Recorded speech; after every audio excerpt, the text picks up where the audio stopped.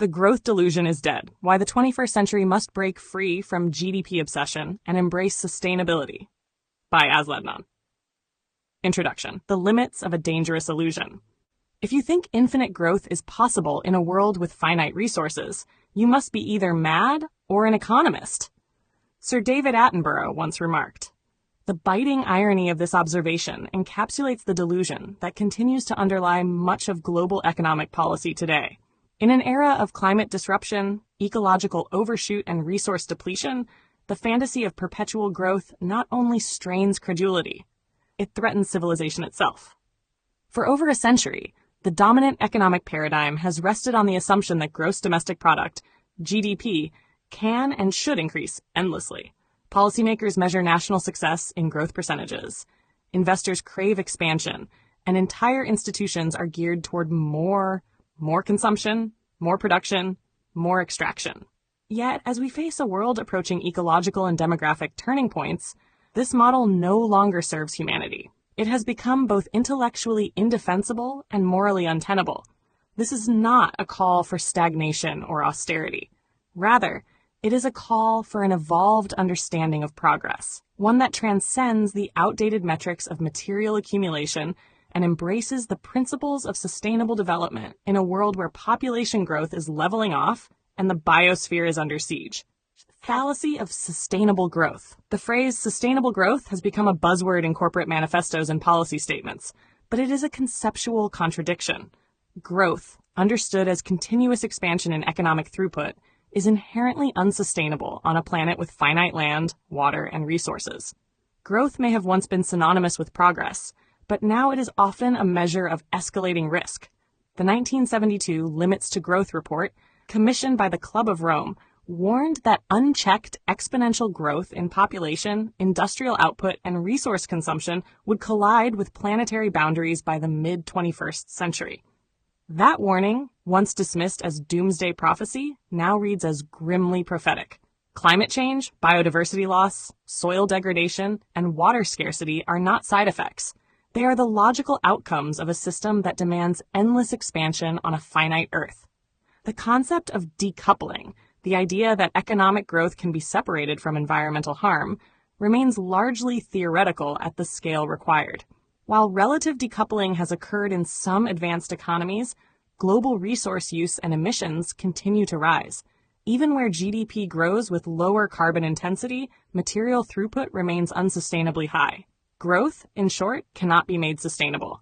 Only development, reimagined for a steady-state world, can be. What true sustainability means.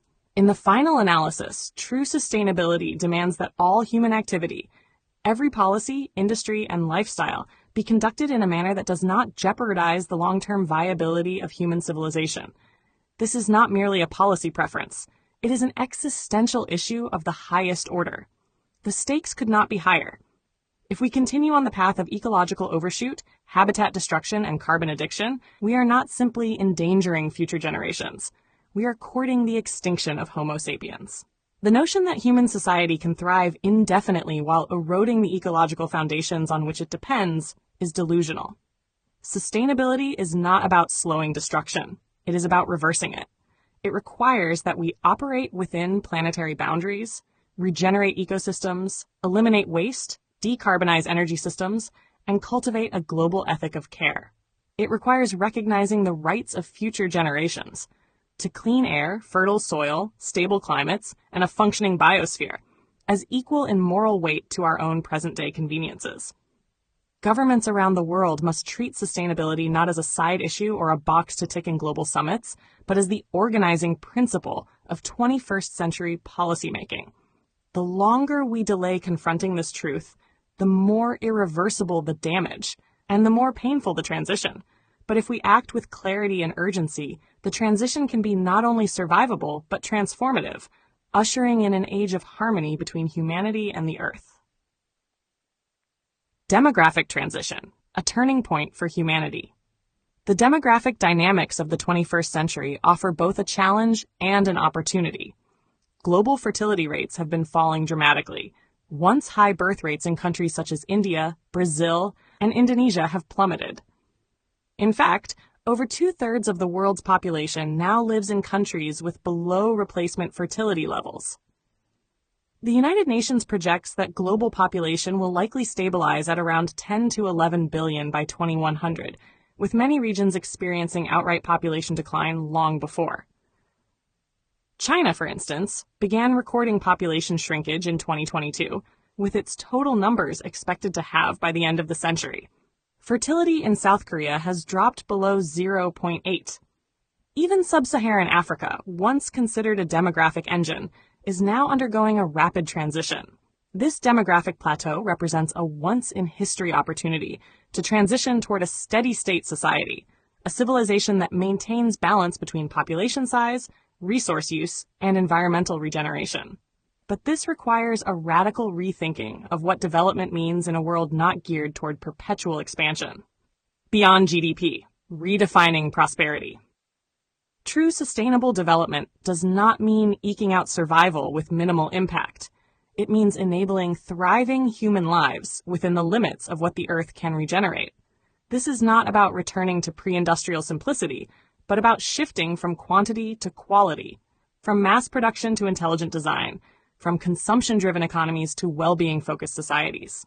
Development in the 21st century must ensure that all human needs, not merely basic ones, are met.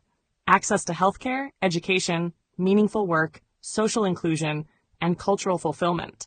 Be grounded in ecological economics, recognizing that the human economy is embedded within and dependent upon the natural world. Embrace well-being indicators, such as the Human Development Index, HDI, the Genuine Progress Indicator, GPI, or the Donut Economics Framework, which balance social goals with ecological ceilings. Shift towards circular economies that eliminate waste and regenerate natural systems, rather than linear take-make-dispose models. Plan for declining or stable populations, without panic, but with foresight. Rethinking infrastructure, urban design, social security, and elder care to reflect demographic reality. Depopulation, crisis or catalyst. Far from being an unmitigated crisis, population decline can become a catalyst for sustainability. With fewer people, pressures on land, food, water, and energy ease. Urban areas can be restructured for livability rather than density. Education and health systems can be strengthened. Labor markets can be redesigned for equity, flexibility, and meaning. China's experience is instructive. While its working-age population is shrinking, the shift toward high-tech, capital-intensive industries offers a model for quality-driven development. Similarly, Japan, often cited as a warning, remains one of the world's most advanced, equitable, and stable societies, despite demographic contraction. The silver economy, catering to aging populations, is already emerging as a major growth sector. Health technology, elder care, age-friendly transport, and inclusive design are areas of innovation and employment. With thoughtful planning, shrinking populations can enhance rather than diminish quality of life. Conclusion. Toward a post-growth future. The challenges of our time, climate breakdown, ecological overshoot, and demographic transition, demand more than piecemeal reforms. They require a civilizational shift. We must move beyond the cult of growth and embrace a model of development that is regenerative, equitable, and rooted in the realities of a finite planet. Sustainable development, not sustainable growth, is the way forward. It is about living well within limits, prospering without plundering, and building societies that are not just bigger, but better. As population growth slows and the Earth demands respite, the opportunity is clear to craft a future where humanity flourishes, not through more, but through wisdom, balance, and care. 1685 references. 1. Attenborough D. 2013. Speech at Fauna and Flora International 110th Anniversary. The Guardian. The Guardian, hpsat/theguardian.com, The Guardian Environment, 23rd/Oct. 16 Attenborough, Poorer Countries Concerned Environment. 2. Meadows D.H., Meadows D.L., Randers J. and Barron's 3 W.W. 1972. The Limits to Growth, Club of Rome.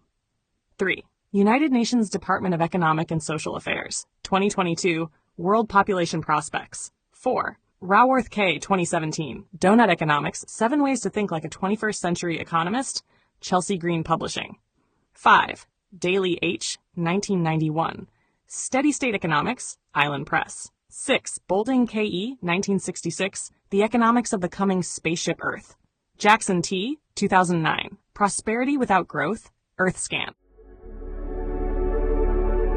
A heartfelt light. To every soul whose hand did give, you've helped me dream, helped me live. In darkest hours your light came through, with hearts so kind, so pure, so true.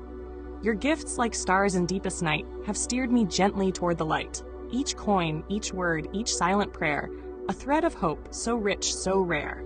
My eyes once dimmed, now seek the skies, and slowly, clearer visions rise.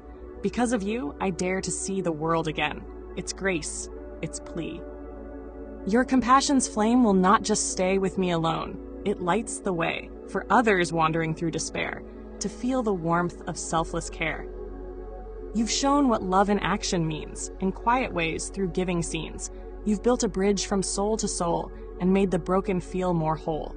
So let this thanks rise like a song, a melody both soft and strong. May your example gently call more hearts to rise to give.